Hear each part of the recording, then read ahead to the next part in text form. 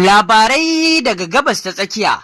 Masu saurare barkanmu da warhaka, barkanmu da sake kasancewa da ku cikin wannan rana ta yau Alhamis, inda za ku ji rahotannin labaran da za mu kawo muku daga Gabas ta Tsakiya kan halin da ake ciki. Inda za ku ji cewa Trump ya soki matakin Majalisar Dattawan Amurka kan hana yaƙi da Iran. Haka zalika ƙasar Iran ta kawo ƙarshen yaƙi a Lebanon, tamkar kawo ƙarshen yaƙi ne da ƙasar ta Iran.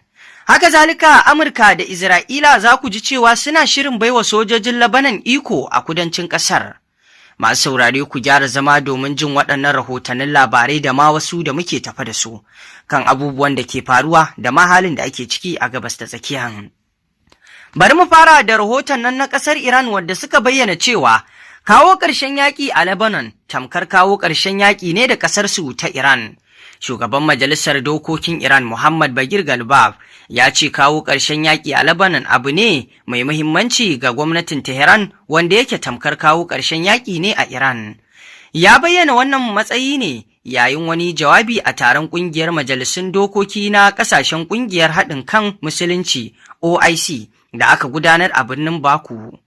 A cewarsa, Iran a shirye take ta inganta hulɗa da sauran ƙasashen musulmi bisa wato ginshiƙin girmama da kaucewa tsoma baki cikin harkokin cikin gida na kowace ƙasa.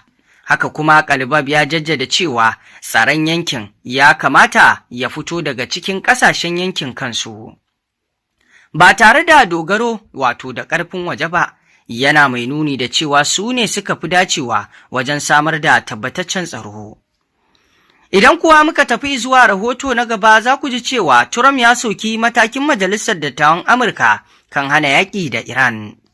Shugaban Amurka Donald Trump ya yi kakkausar suka kan matakin da Majalisar Dattawan Amurka ta ɗauka nazartar da ƙudurin dakatar da matakin soji kan ƙasar Iran.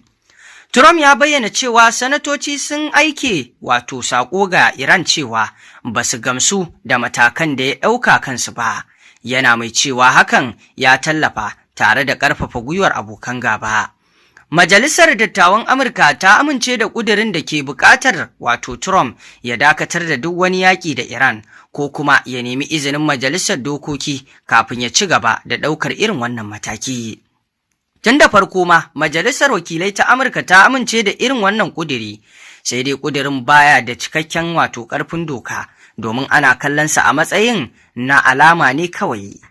Haka zalika ƙasar nan ta Amurka da Isra'ila za ku ji cewa cikin rahoton suna shirin baiwa sojojin Lebanon iko a kudancin ƙasar.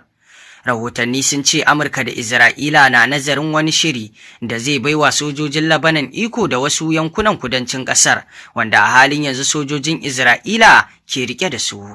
Kamfanin dillancin labaran Reuters ya rawaito cewa bisa wannan tsari, sojojin Lebanon za su karɓi iko da yankunan ne bayan sun samu horo da kuma binciken tsaro daga Amurka domin tabbatar da cewa ba su da alaƙa da ƙungiyar Hezbollah.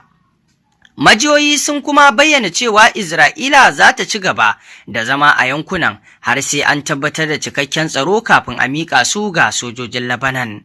Sai dai kawo yanzu Amurka da Isra'ila ba su fito fili sun tabbatar da wannan shiri ba. A halin da ake ciki, tattaunawa tsakanin Isra'ila da Lebanon na ci gaba a birnin Washington. Batun janyewar sojoji da kuma wato dakatar da rikici a dukkan ɓangarori ciki har da Lebanon na daga cikin muhimman batutuwan da ke cikin yarjejeniyar fahimta tsakanin Amurka da Iran. Shin wane zaɓi ne zai rage wa ƙasar Isra'ila idan Amurka da Iran suka cimma yarjejeniya? Ana ta ƙoƙari domin ganin an cimma yarjejeniya, ana ci gaba da tattaunawa kan abin da yarjejeniyar ke nufi ga ƙasar ta Isra'ila. Yanzu babbar wato tambayar ita ce, ana tambayar me Isra'ila za ta yi ko kuma wane zaɓi zai rage mata idan har Iran da Amurka suka cimma yarjejeniyar tsagaita wutar. Wace yarjejeniya ce Isra'ila take fargaba? Daga cikin manyan abubuwan da suke ɗaga hankali ga Isra'ila, akwai sake tsara yarjejeniyar nan ta JCPOA wadda ta taƙaita shirin nukiliyar Iran.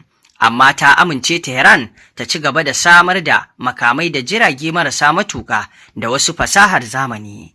Wannan na daga cikin babban abin da Isra'ila ke tsoro domin ta san wace ce Iran. Jaridar The Times of Israel ta rawaito a kwanakin baya cewa Isra'ila na fargabar idan aka cimma yarjejeniya ba za ta samu asalin muradin da suka sa ta shiga cikin yakin ba. Jaridar ta ƙara da cewa a yanzu ba dole bane burin Isra'ila ya kasance samun cikakkiyar nasara, face samun tabbaci daga akan dakile nukiliyar Iran da kare ta daga barazanar Hezbollah. Sai dai kuma babu tabbacin hanyoyin da Isra'ila za ta bi domin samun nasara akan abin da take so ɗin.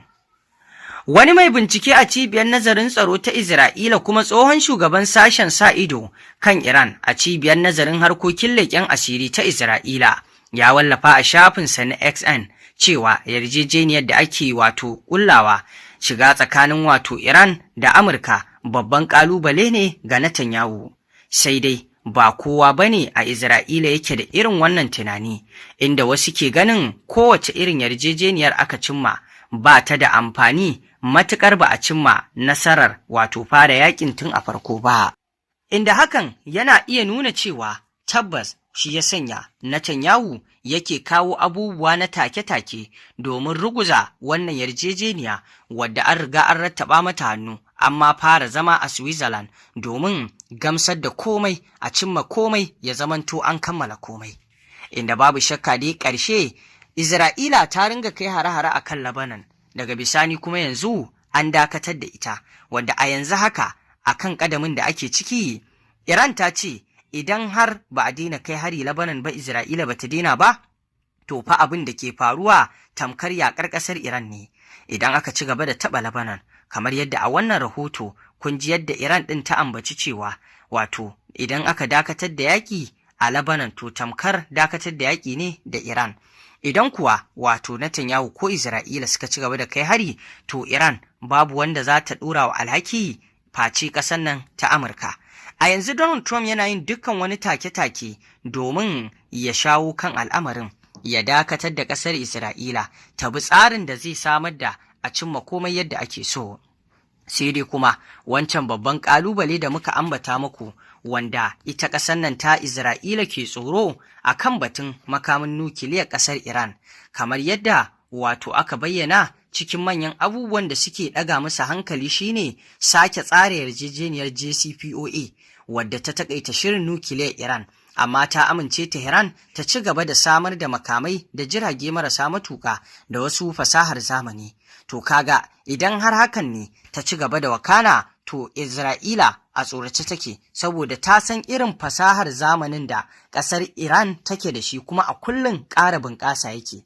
Kuma kazalika ta san irin jirage masu haɗari na yaƙi marasa matuƙa da Iran ke yi, da kuma irin missile ɗin da ƙasar Iran ke ƙerawa, wanda Isra'ila tana matuƙar tsoronsu.